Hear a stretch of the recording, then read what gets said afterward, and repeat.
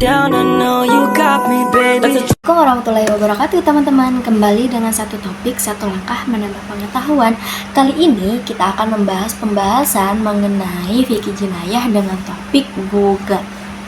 Jadi tonton videonya sampai akhir ya.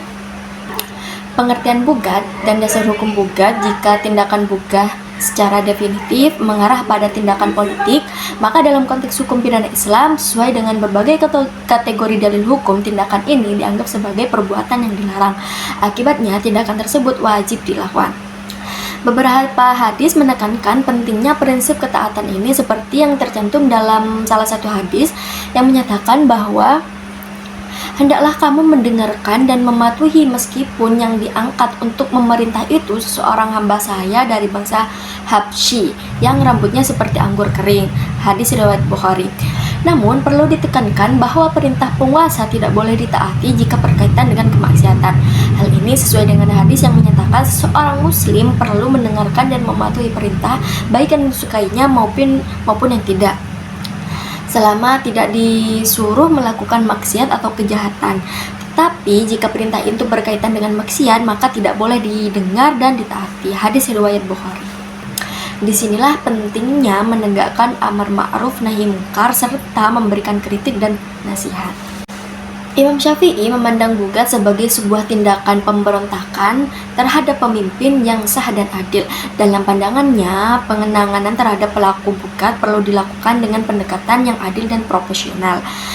Sebelum mengambil tindakan yang lebih tegas, pemerintah seharusnya melakukan pendekatan persuasi seperti memberikan nasihat dan peringatan kepada kelompok yang memberontak. Apabila mereka tetap menolak dan melakukan tindakan-tindakan destruktif, baru diperbolehkan untuk dilawan. Pandangan ini didasarkan pada prinsip bahwa setiap tindakan hukum harus berlandaskan keadilan dan tidak boleh dilakukan dengan terburu-buru. Imam Syafi'i menekankan pentingnya proses mediasi dan dialog sebelum mengambil langkah represif terhadap pelaku bugat. Ini sejalan dengan prinsip-prinsip hukum Islam yang mengutamakan keadilan serta kemaslahatan umat. Kemudian hukum bagi pelaku bugat. Dalam menentukan hukum untuk para bugat ada 3 kategori yang harus diperhatikan. Yang pertama, bugat yang terlibat dalam kejahatan langsung terkait pemberontakan seperti perusakan dan pembunuhan dapat dihukum mati. Namun jika ada ampunan dari pimpinan, mereka dapat menerima hukuman yang lebih ringan. Kemudian yang kedua, bugat yang melakukan kejahatan tidak langsung berkaitan dengan pemberontakan seperti minuman keras dan zina akan dihukumi sesuai jenis kejahatan mereka. Ketiga, bugat yang tidak memiliki kekuatan atau senjata Yang ketiga, bugat yang tidak memiliki kekuatan atau senjata dapat ditahan sampai mereka taat kembali. Ada beberapa pandangan mengenai tanggung jawab perdata.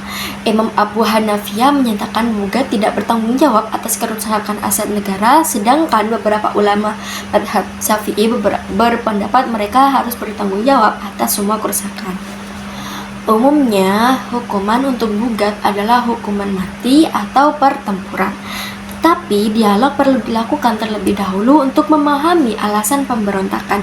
Jika mereka mengajukan bukti adanya ketidakadilan dari pemimpin harus berusaha memperbaiki masalah tersebut. Mungkin itu saja yang dapat saya sampaikan. Semoga informasi ini bermanfaat bagi kalian semua. Terima kasih sudah menonton video ini. Sampai jumpa di next video. Bye bye. Wassalamualaikum warahmatullahi wabarakatuh.